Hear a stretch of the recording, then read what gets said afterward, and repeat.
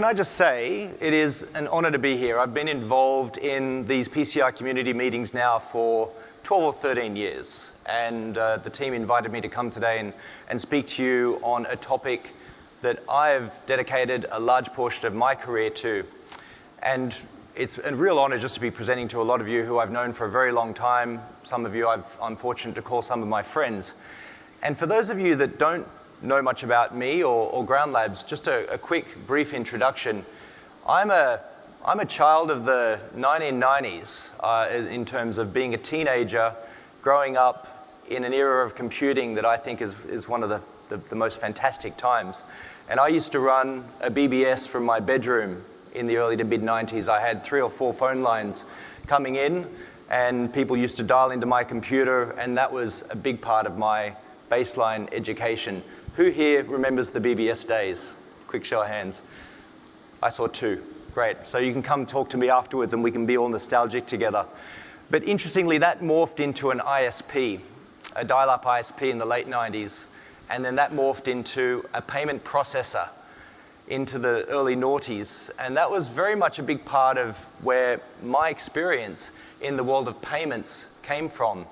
And I was fortunate enough in the early to mid-2000s to be one of the first organizations to be assessed under the Visa and MasterCard standards as they were back then, before they were turned into PCI as we know it today. And so that very much leads into what I'm talking about on stage, which is evidence-based scoping in the zettabyte era. Whoever would have thought we'd be talking about petabytes and zettabytes compared to what we used to talk about in terms of data volume.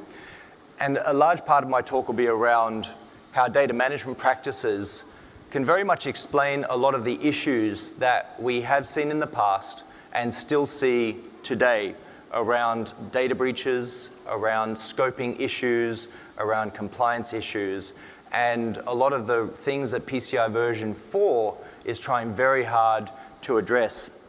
So let's get to the crux of, frankly, why this community exists and why the PCI Council came to be. If you remember during that period before the council existed, it didn't take a lot to find sensitive information online.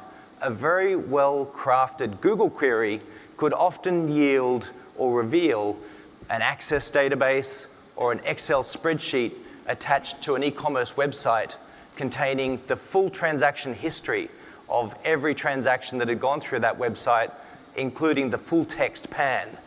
It was the real Wild West. How security has come a long way today. And yet we still suffer a myriad of data breaches every day, every week, every month, every year. The attacks might change, the methods change, the data being stolen evolves, but fundamentally, we are still seeing data breaches, and the problem is not solved. Will it be anytime soon? Only just recently, India had one of its largest data breaches in history, with over 800 million people affected, with medical information from COVID tests being stolen.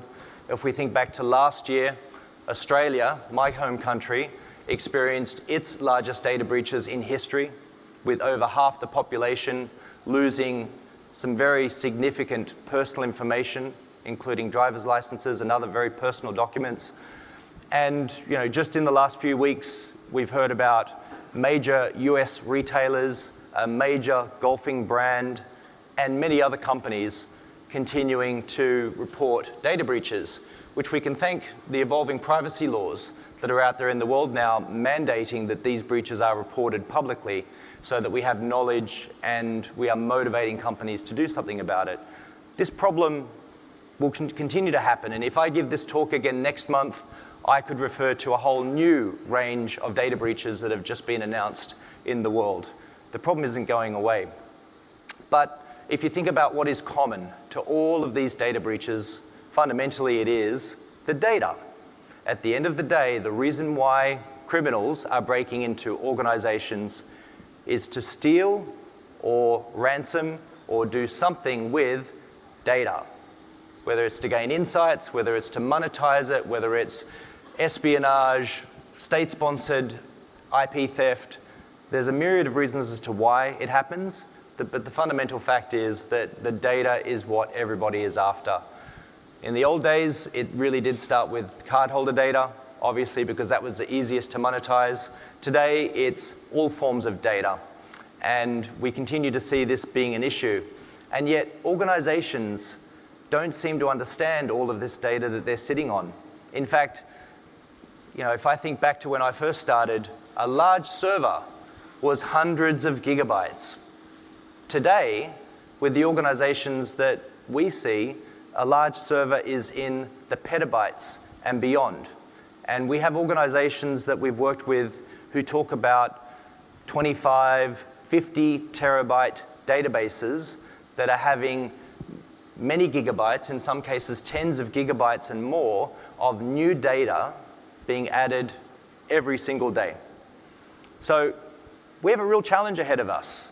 We have so much data, and we have so much regulation, and yet being able to tell the difference between the data that needs to be protected versus the data that needs to freely flow around the organization has become an incredible challenge. Not to mention, we think back in time, the legacy data that we stored is still very much with us today. We see organizations that have collected so much data over time. Data is cheap. Storage is cheap. The temptation to just store everything and save it for a rainy day. Maybe we'll need it in the future, so the best decision is just to keep the data and not do anything with it, even if we don't need it today, is such a common mentality.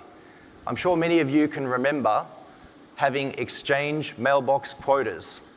Mailbox quotas that were so small, we were forced to delete emails that we no longer needed to keep. That was forced data minimization.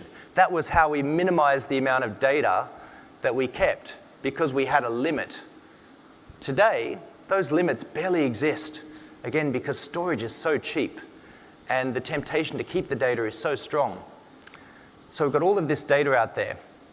We have organizations that have very little visibility on the actual data that's being stored, not being able to tell the difference between the regulated data and the data that can freely flow around the organization. PCI has helped bring forward visibility of cardholder data, and that's a big step forward in helping to protect that part of the world. However, when you think about all of the other types of data that exist, many organizations still struggle to tell apart what's regulated, what's sensitive, what's personal, and limit where it's allowed to go in the organization. And then the other side of it is, as organizations, we are all transforming.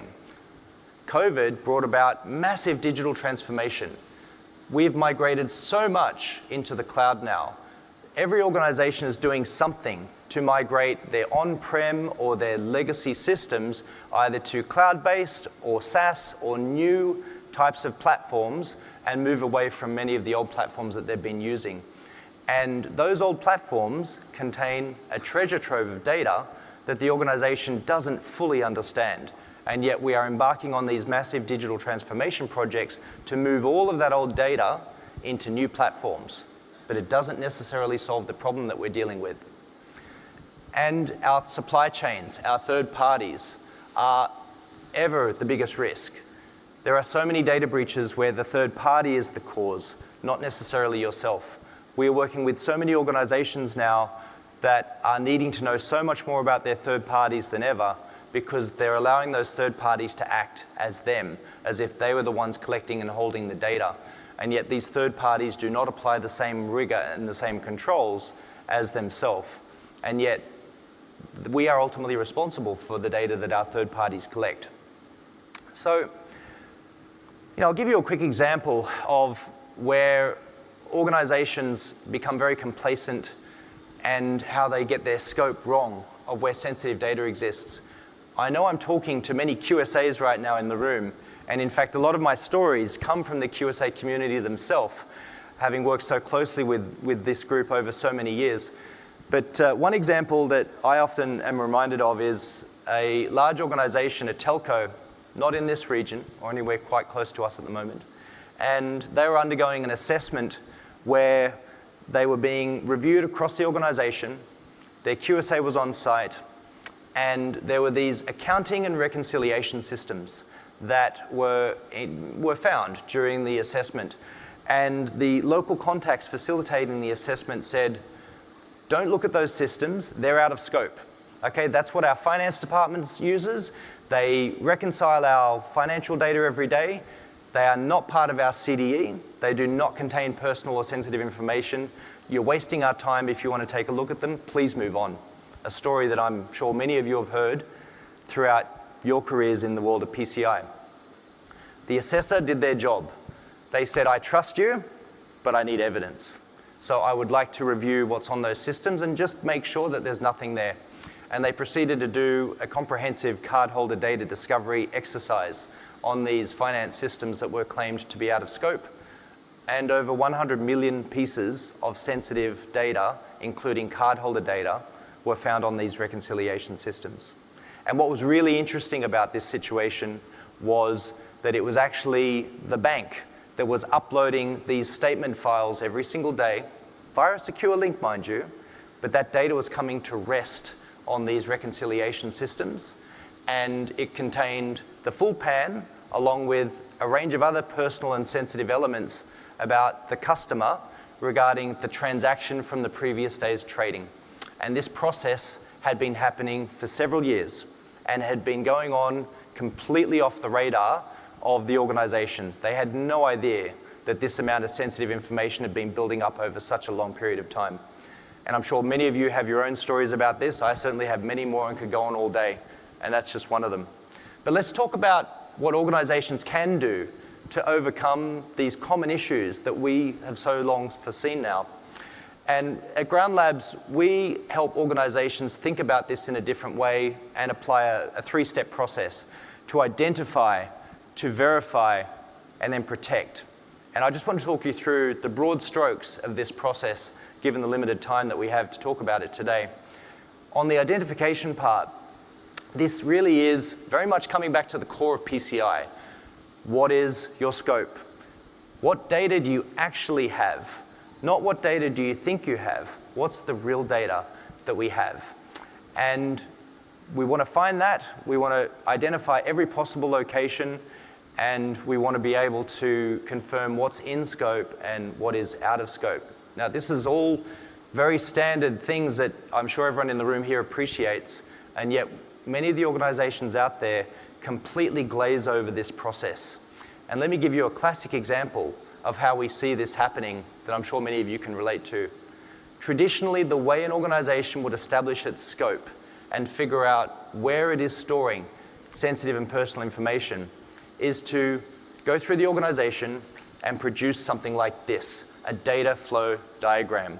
And the way we would typically do that is by walking through the organization and interviewing each department head or each stakeholder and asking them questions like, what sensitive information are we collecting? Why do we collect it? Where do we enter it? Where do we store it? Where does that go to? What's it connected to? And try and figure out the flow of the information, the journey of that information across the organization. And on the back of that, a diagram like this is produced. I have no issues with a diagram like this. It's very clear, very easy to understand. The issue I have, however, is the fundamental basis under which this diagram was constructed, which is based on the assumption from the organization of where that information is, where each department believes they're handling sensitive information, but not necessarily backed up by true evidence. And again, talking to a room like this, who have walked into organizations and you've said, where are you storing information? Great. How do you rank yourself in terms of where cardholder data is or other personal information is? And the organization will give themselves a big green tick. They will say, we're not storing anything outside of the areas we've told you, and we think we're clean. So can we move on? What evidence do we need to give you? And some organizations may have actually gone ahead and done a little bit of cardholder data discovery using things like regex scripts, very simple approaches that are very limited in their scope. They might look at areas like text files and very simple data storage scenarios, but they're typically not capable of being able to look into every type of data repository that will often exist in a normal organization today. And so a good QSA will often have their own tools in their own kit, and they'll do something a lot more thorough. and they'll often uncover a very different situation, particularly if they've looked in the many different file formats that exist and the other data repositories that exist, whether it's in cloud, whether it's databases, whether it's some SaaS platforms, CRM platforms, you name it. And all sorts of interesting things will be uncovered. And very often the organization is speechless and they need to go back and reassess their scope, fundamentally. So I come back to the issue of assumptions. So many organizations, even today in 2023, rely on assumptions to determine the scope of their PCI compliance and of their other regulatory requirements, whether it's GDPR, whether it's their North American data privacy requirements, the evolving Australian data privacy requirements, and the many other countries, in fact over 130 countries now, are working towards having modern data privacy laws. It has never been tougher to understand and comply with the myriad of laws that make you focus on data. I think PCI was a real trailblazer back in the day in making people start to think about this in a new and different way. So, I've mentioned a few storage areas, but there are so many others. Cloud and SaaS, it's not just the obvious. It is things like your Salesforce. It is your Amazon, your Azures, and all of your other storage locations, storage buckets, virtual file servers, virtual servers, you name it. There is data there. It needs to be assessed and reviewed. Collaboration and email. Email's still a classic. We work with organizations that will swear that their DLP rules are rock solid and are blocking all emails that contain some sort of sensitive information or cardholder information, and yet we still hear about large volumes of that data still slipping through these very simple rules, whether it's because it's hiding in an image, whether it's hiding in an interesting format of attachment, or many other interesting scenarios that exist that simple rule sets just simply cannot pick up and detect.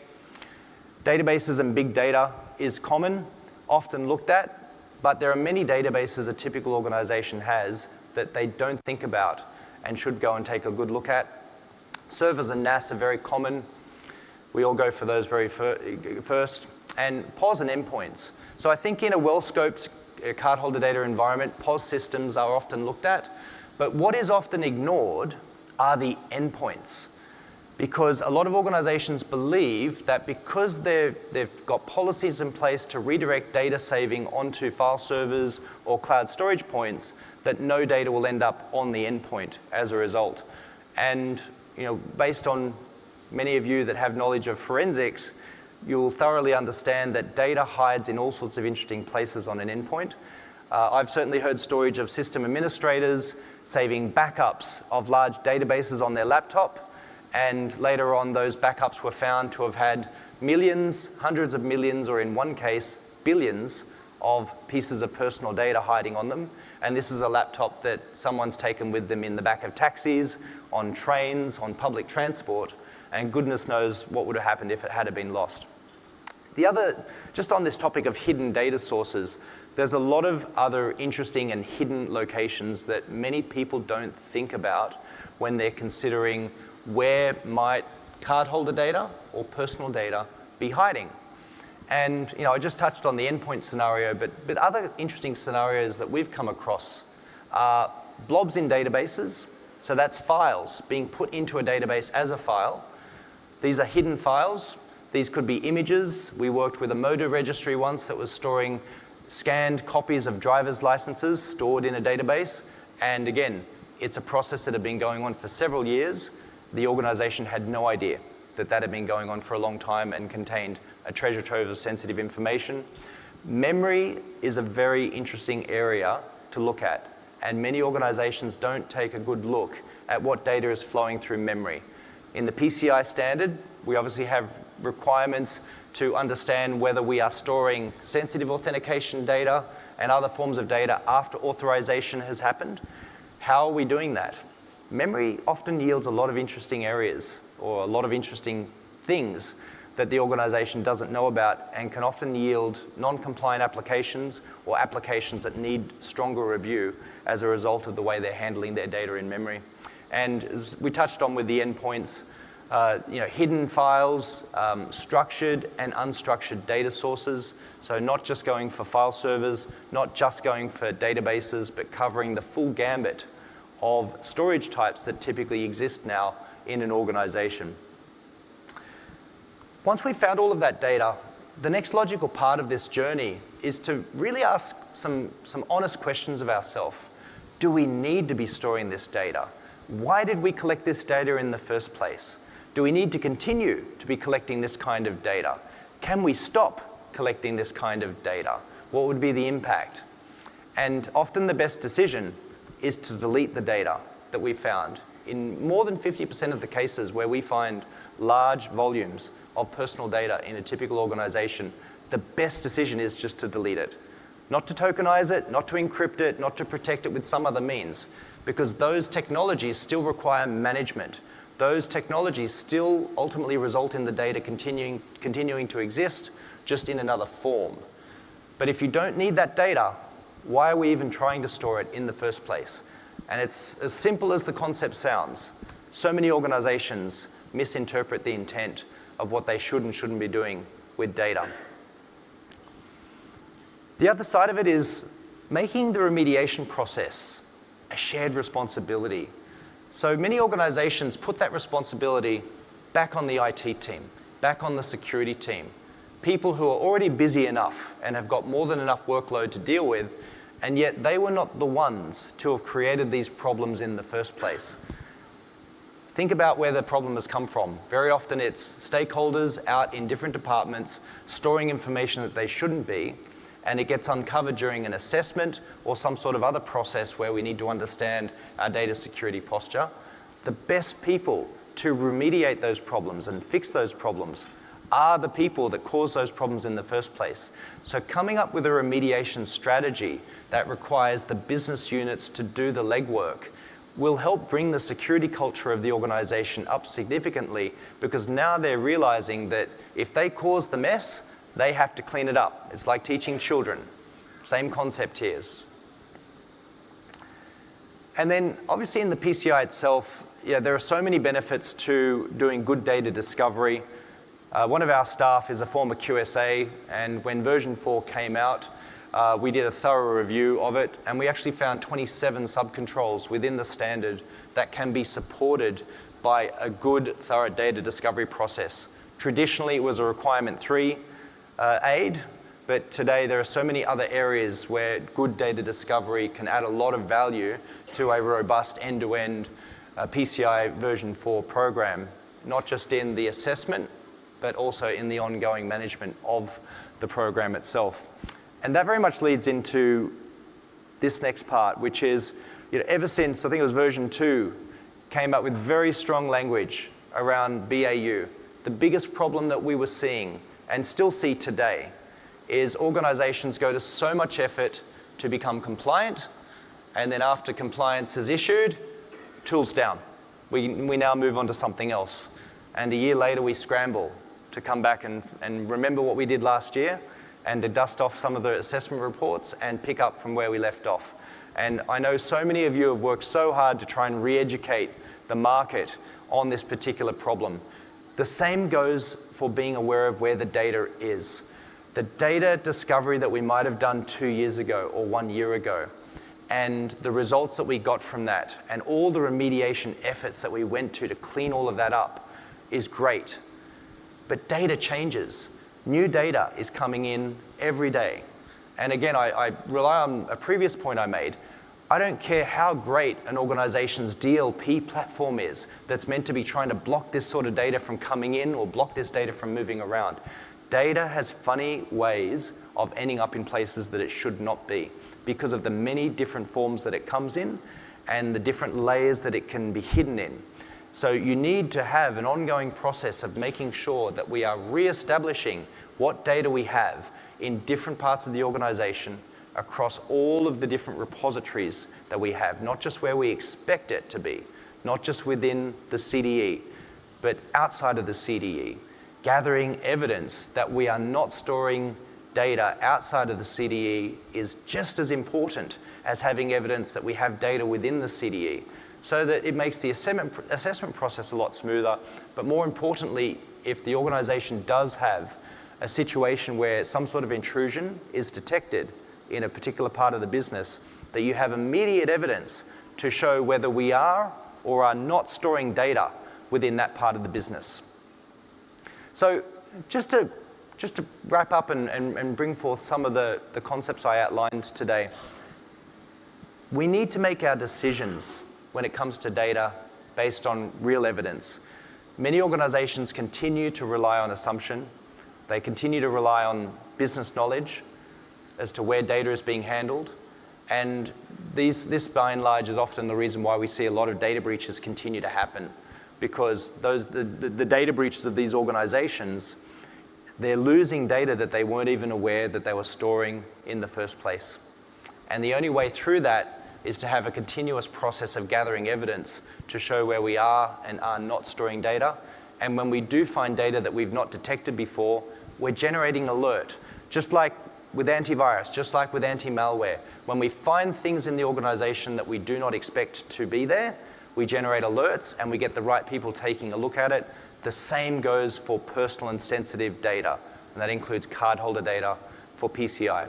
And once we have got good visibility and ongoing monitoring of those controls, then we can make good, solid decisions about whether we need to keep the data, whether we can delete the data, and then how we're going to protect that data if we do make the decision to actually keep it. And through that, we can have a far more robust process of ongoing data awareness, not just for PCI, but for the myriad of data privacy regulations and requirements that we're all dealing with today.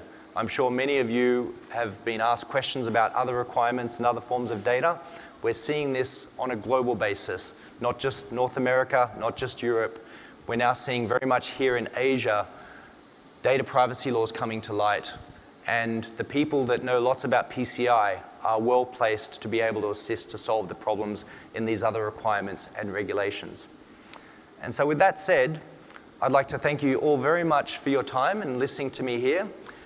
Ground Labs has published a paper on data discovery and PCI compliance with a QR code, or you're welcome to come up and have a chat afterwards. And if you have any questions about anything here, or you want to share some war stories yourself of what you've seen out there in the wild, I'd very much love to have a chat and hear what you've seen, because it's a fun topic to talk about when you get into the detail. Thank you very much for your time. It was a real pleasure.